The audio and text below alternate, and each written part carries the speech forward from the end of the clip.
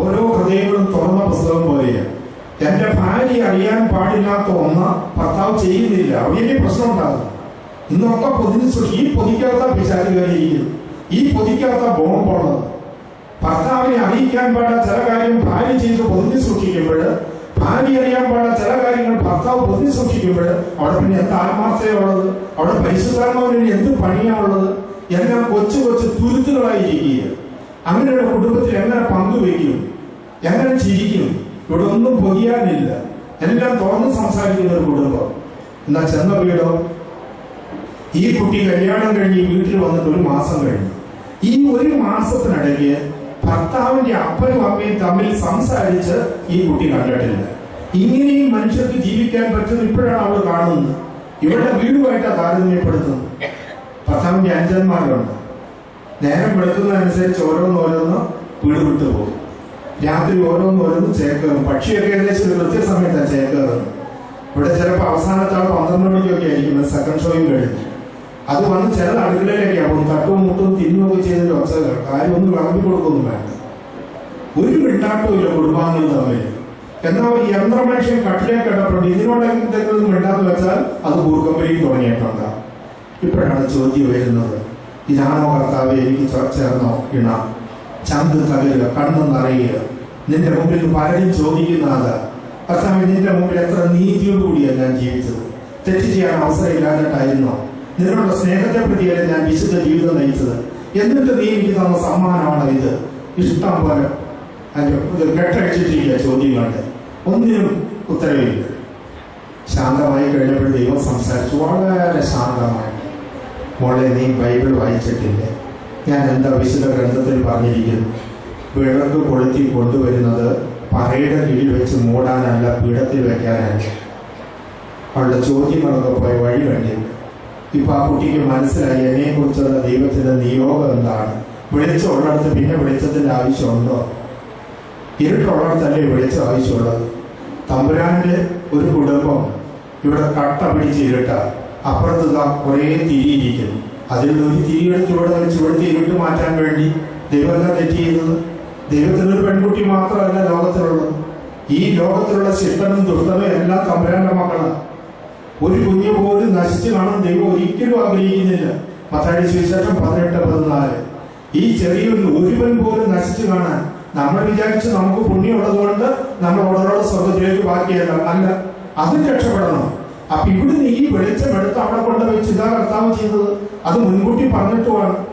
നിങ്ങൾ ആ താബോർ മലയിലെ സ്വർഗീയ ദർശനം കണ്ടപ്പോൾ 3 കൂടാരടിച്ച് അവിടെ ഇരിക്കാൻ അപ്പസ്വരന്മാർക്ക് ഇഷ്ടമായിരുന്നു. സമതലത്തിൽ പോയി ഗോതമ്പ് മണി നിലത്ത് വീട് ചെയ്യുന്നത് പോലെ ചെയ്യാൻ വേണ്ടിയുള്ള വിളിയ. ഇത് ഭൂഷിക്കപ്പെടാൻ വേണ്ടിയുള്ള വിളിയ. ഇത് കൂടാരത്തിൽ ആനന്ദിക്കാൻ വേണ്ടിയുള്ള വിളിയല്ല. അവർക്ക് പിന്നെ മനസ്സിലായി. ഹല്ലേലൂയ. ഈ കുട്ടിക്ക് ഇപ്പൊ മനസ്സിലായി. ജപമാല. ഇന്ന് അതാണ് നമ്മുടെ ഏറ്റവും വലിയ ആയുധം, ജപമാല. കാരണം ഉൽപ്പത്തി 3:15 വാക്യത്തിൽ പിതാവായ ദൈവം ഒരു കാര്യം പറഞ്ഞിട്ടുണ്ട്. വേണ്ടത്ര മനസ്സിലാക്കുന്നുണ്ടോ അറിയില്ല. മാതാവിന്റെ ഭക്തിയൊക്കെ കാണും.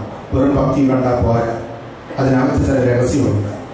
അവിടെ പറയുകയാണ്, സാത്താന്റെ പ്രതീകമായ സർപ്പത്തെ നോക്കി പറഞ്ഞു, നീയും സ്ത്രീയും തമ്മിലും നിന്റെ സന്തതിയും അവളുടെ സന്തതിയും തമ്മിൽ ഞാൻ ശത്രുത ഉളവാക്കും. ആ നാരികീയ ശക്തികൾക്കെതിരായിട്ട് പോരാടാൻ വേണ്ടി ദൈവം നിയോഗിച്ചിരിക്കുന്ന ഒരു വ്യക്തിത്വമാണ് പരിശുദ്ധ അമ്മ. കാരണം എന്താണ്? ഒരു സ്ത്രീയെ അവൻ വശത്താക്കി. അങ്ങനെ ആ സ്ത്രീയുടെ ലോകത്തെ സകല ജനങ്ങളെ അവൻ വഞ്ചിച്ചു. അതുകൊണ്ടല്ലേ പഴയ നിയമത്തിൽ സ്ത്രീകൾക്ക് വലിയ സ്ഥാനമൊന്നുമില്ലല്ലോ. നിങ്ങളൊക്കെ വീട്ടിൽ പോയിരുന്ന് പഠിക്കട്ടെ. ഇപ്പോഴും ക്രിസ്തു മതത്തിലുള്ള സ്വാതന്ത്ര്യം വേറെ മതത്തിൽ കാണുന്നില്ലല്ലോ സ്ത്രീകൾക്ക്. പക്ഷേ സ്ത്രീ പുരുഷ എന്ന് പറയുന്നുണ്ട്. പുരുഷനല്ല വഞ്ചിക്കപ്പെട്ട, സ്ത്രീയാണ് വഞ്ചിക്കപ്പെട്ടത് എന്നെടുത്ത് പറയുന്നുണ്ട്. അപ്പോഴീ ഒരു സ്ത്രീയെ അടിമയാക്കി സ്ത്രീ കുലത്തെ മുഴുവനും ഒരു രണ്ടാംകട വസ്തുവായിട്ട് സാത്താൻ കൈകാര്യം ചെയ്തുകൊണ്ടിരിക്കുക. അന്നേ പിതാവായ ദൈവം തീരുമാനിച്ചു, സാത്താന്റെ വഞ്ചനയിൽപ്പെട്ട് പാപം ചെയ്ത അവ മൂലം സ്ത്രീ സമൂഹത്തിന്റെ മേൽ വന്നു വീണ ഈ കരുനിഴൽ മാറ്റാൻ വേണ്ടി അന്നേ ഒരു സ്ത്രീയെ ദൈവം വേർതിരിച്ചു വെച്ചു. Hallelujah, hallelujah. അങ്ങനെ രക്ഷകന്റെ അമ്മയാകാൻ വേണ്ടി ഒരു സ്ത്രീ രക്ഷകന്റെ അമ്മയായതിലൂടെ അവ വഴി സ്ത്രീ സമൂഹത്തിന്റെ മേൽ വന്നു വീണ കരിനിഴൽ പരിശുദ്ധ കന്യാമറിയം വഴി ദൈവം എന്നേക്കുമായിട്ട് മാറ്റി. ഹല്ലേലൂയ. അതുകൊണ്ടാണ് പൗലോസ് സ്ത്രീയും പുരുഷനും കൃപയ്ക്ക് തുല്യ പങ്കാളിയാണ്. തുല്യ പങ്കാളിയാണ് സ്ത്രീയും പുരുഷനും. അപ്പൊ നാരീയ ശക്തികൾക്കെതിരെ ഉള്ള പോരാട്ടത്തിൽ ഒരു വലിയ ശക്തിയാണ് മാതാവ്. അതുകൊണ്ടാണ് ഇന്ന് കുറെ പേരെങ്കിലും മാതാവിനെ എതിരായിട്ട് മാറ്റാൻ വേണ്ടി അവൻ ശ്രമിക്കുന്നു. ഇതൊക്കെ പറഞ്ഞിട്ടുള്ളത് അവിടെ സ്വർഗത്തിൽ ഒരു വലിയ യുദ്ധം ഉണ്ടായെന്ന് പറയുന്നുണ്ടല്ലോ. കുറച്ചു പേര് പറഞ്ഞു, ലൂസിഫർ പറഞ്ഞ ദൈവത്തിന്റെ സിംഹാസനത്തിൽ തന്നെ എന്റെ സിംഹാസനം സ്ഥാപിക്കും. അപ്പൊ കുറെ മാലാഖമാർക്ക് തോന്നി ഇവൻ വലിയ പുള്ളിയാവുകയാണെങ്കിൽ പിന്നെ ഇവനെ ആരാധിക്കുന്നതല്ലേ നല്ലത്. കുറെ മാലാഖമാർക്ക് തോന്നി ഇത് നടപ്പുള്ള കാര്യമല്ല, അവർ ദൈവത്തെ തന്നെ ആരാധിച്ചു. അങ്ങനെ വലിയൊരു യുദ്ധം ഉണ്ടായിരുന്നാ പറയുന്നത്. എത്ര പേര് ലൂസിഫറിന്റെ പക്ഷം ചേർന്നു, എത്ര പേര് ദൈവത്തിന്റെ പക്ഷം ചേർന്നെന്ന് വെളിപാട് 12 പറയുന്നു. 3-1 പറയുന്നത്. തമ്പുരാൻ സൃഷ്ടിച്ച മാലാഖമാരിൽ 3-1 ലൂസിഫറിന്റെ പക്ഷവും ബാക്കി ദൈവത്തിന്റെ പക്ഷവും. യുദ്ധം നടന്നു, വലിച്ച് ഭൂമിയിലേക്ക് എറിയപ്പെട്ടു. ആ എറിയപ്പെട്ടതാണ് ഈ പിശാചെന്ന് പറയുന്നത്.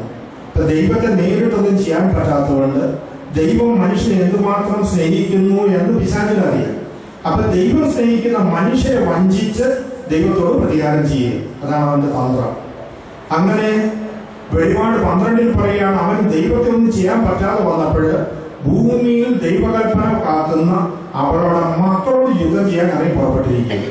അങ്ങനെ അവളുടെ മക്കളിൽ കുറെ പേരെ പക്ഷത്താക്കിയിട്ട് മാതാവിന്റെ വിരോധികളാക്കി തീർത്തു. ഈ മക്കൾ എന്താ പറയുന്ന മാതാവിനെ മുട്ടത്തോണ്ടെന്നാ പറയുന്നത്.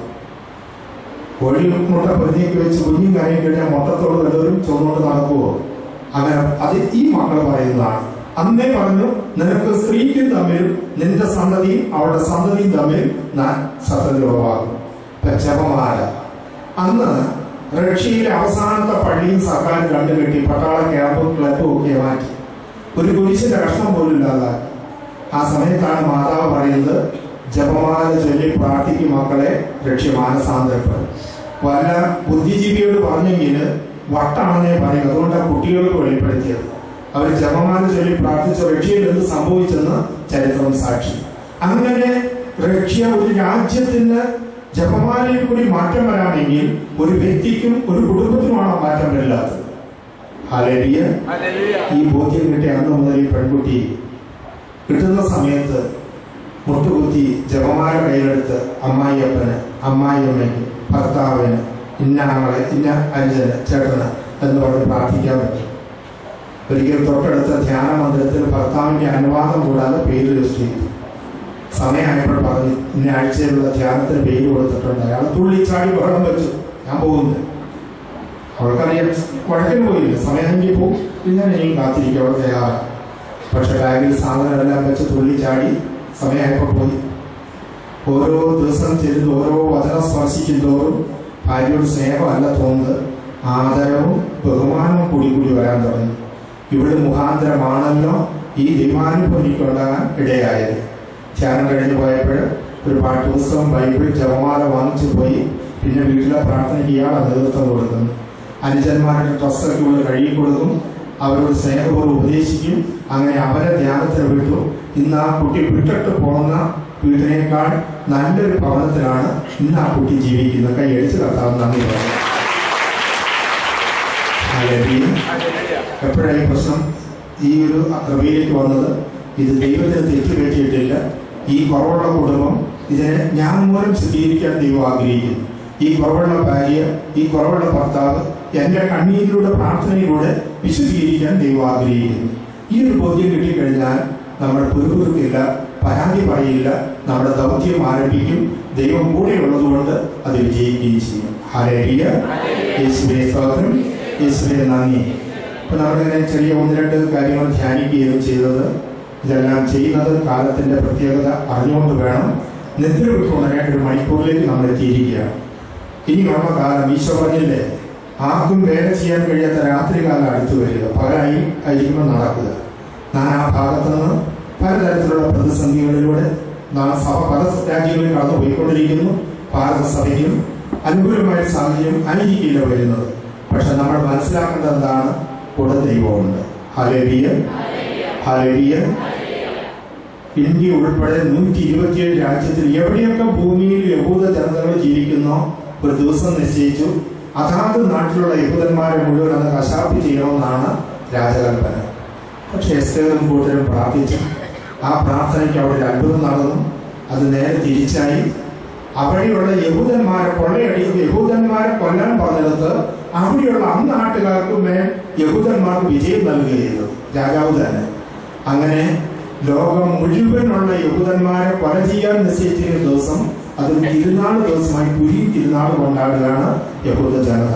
ഇതൊക്കെ നമ്മുടെ മുൻപിലുണ്ട്. അപ്പൊ നമുക്ക് മുൻപിൽ വരുന്ന പ്രതിസന്ധിയിലേക്കല്ല നോക്കേണ്ടത്, അതിന്റെയും അപ്പുറത്ത് നിൽക്കുന്ന കർത്താവിനെയും കർത്താവിന്റെ സൈന്യത്തിന്റെ നേരെയാണ് നമ്മൾ നോക്കേണ്ടത്. ഹല്ലേലൂയ. നമ്മൾ നോക്കേണ്ടത് നമ്മുടെ നിത്യജീവൻ ലക്ഷ്യം വെച്ച് ഞാൻ ക്രിസ്തുവിനോട് കൂടി ആയിരിക്കുക, മറ്റുള്ളവരെ ക്രിസ്തുവിലേക്ക് അടുപ്പിക്കാൻ എനിക്ക് എന്ത് ചെയ്യാൻ പറ്റും? ഉപവാസം, ചെറിയ ചെറിയ ത്യാഗങ്ങൾ കുരിശിനോട് ചേർത്ത് കാഴ്ചവെക്കുന്നു. ഒരു വ്യക്തികളെ ചെറു സംസാരിക്കാൻ ഇവിടെ തിരുവനന്തപുരം അപ്പുറത്ത് ഞാൻ കുറേ കണക്ഷനുകൾ നടത്തി. ഒരു 25 കൊല്ലം മുൻപ് പകൽ പോലും വരെ നടക്കാൻ പേടിയാവുക.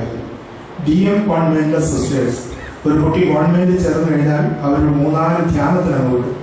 സിസ്റ്റർ ആയി കഴിയുമ്പോൾ ഒരു ഇടവകയുടെ ഒരു വാർഡ് 2 സിസ്റ്റേഴ്സിന് കൊടുത്തേക്കുക. ഈ സിസ്റ്റേഴ്സ് ഓരോ വീട്ടിലും കയറി അവർക്ക് ബന്ധം സ്ഥാപിക്കുക, അവിടുത്തെ ഒരു അംഗമാകുക. അവർ കൺവെൻഷൻ നടക്കുമ്പോൾ കുടിയനോടൊക്കെ ചെന്നിട്ട് പറയുന്നേ വരാൻ പറയുമ്പോൾ ഇവരിഞ്ഞ് വരിക. അവിടെ ഇന്ന് അവരുടെ മുഖച്ഛായ മാറ്റിയെടുത്തു. ഒത്തിരി സാധ്യതകളുണ്ട്. നമ്മളുള്ള മനസ്സ് വെച്ചാൽ മതി. ഇതാ കർത്താവിന്റെ ദാസി എന്ന് മറിയം വിട്ടുകൊടുത്തു കഴിഞ്ഞാൽ ദൈവം എന്ത് ചെയ്യണം, എപ്പോൾ ചെയ്യണം, അത് ദൈവം ചെയ്യിച്ചോളും. മനസ്സായാൽ മതി. ഹല്ലേലൂയ. ഒരു നിമിഷം നമുക്ക് എഴുന്നേറ്റ് പ്രാർത്ഥിക്കാം.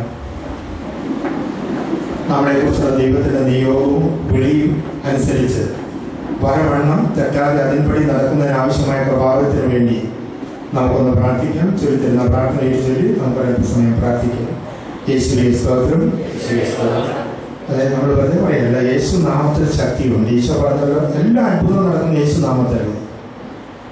കർത്താവായ യേശു ക്രിസ്തുവിന്റെ നാമത്തിൽ നിന്നോട് ഞാൻ കൽപ്പിക്കുന്നു, എഴുന്നേറ്റ് നിൽക്കാൻ പറഞ്ഞ് കൈക്ക് പിടിച്ചപ്പോഴും വളർന്ന് സുഖപ്പെട്ടല്ല.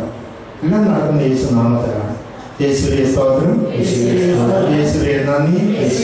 കർത്താവായ യേശുവേ, ലോകത്തിന്റെ ശബ്ദകോലാഹലങ്ങളിൽ നിന്ന് വേർതിരിച്ച് ഈ കൂടാരത്തിൽ ഞങ്ങൾ ഒരുമിച്ച് കൂട്ടിയ ദൈവമേ, ഞങ്ങളങ്ങേ സ്തുതിക്കുന്നു, ഞങ്ങളങ്ങേ ആരാധിക്കുന്നു. കർത്താവായ യേശുവേ, കഴിഞ്ഞ നാളുകളിൽ വന്നുപോയ വീഴ്ചകൾ, പരാജയങ്ങൾ, അലസത, അവഗണന ഇവയെല്ലാം ഞങ്ങളോട് പൊറുക്കണമേ. കർത്താവായ യേശുവേ, ആത്മാവിൽ ജ്വലിച്ച് അലസത കൂടാതെ ആത്മാക്കൾക്ക് വേണ്ടി അധ്വാനിക്കുവാൻ കൃപ നൽകണമേ. Hallelujah, hallelujah, hallelujah. കർത്താവായ യേശുവേ, അത്ഭുതങ്ങൾ, അടയാളങ്ങൾ, രോഗശാന്തികൾ, മാനസാന്തരങ്ങൾ ഈ സമൂഹത്തിൽ അങ്ങ് വർഷിക്കണമേ. തളർന്ന ഹൃദയങ്ങൾക്ക് ശക്തി പകരണമേ. Hallelujah, hallelujah. അല്പസമയം നമ്മൾ സ്വന്തമായിട്ട് സ്തുതിക്കുകയാണ്. ഭാഷാവത്തിൽ സ്തുതിക്കാൻ കൃപ ലഭിച്ചവർ സ്തുതിക്കുക. നമ്മൾ ഈശോയെ മനസ്സിൽ കണ്ടുകൊണ്ട് ഈശോയോട് കണ്ടു ഈശോയോട് സംസാരിക്കുക. ദുഃഖമാണെങ്കിലും സന്തോഷമാണെങ്കിലും ഈശോയോട് സംസാരിക്കുക. ഒന്നിച്ചാണ് ഹല്ലേലൂയ, ഹല്ലേലൂയ, ഹല്ലേലൂയ.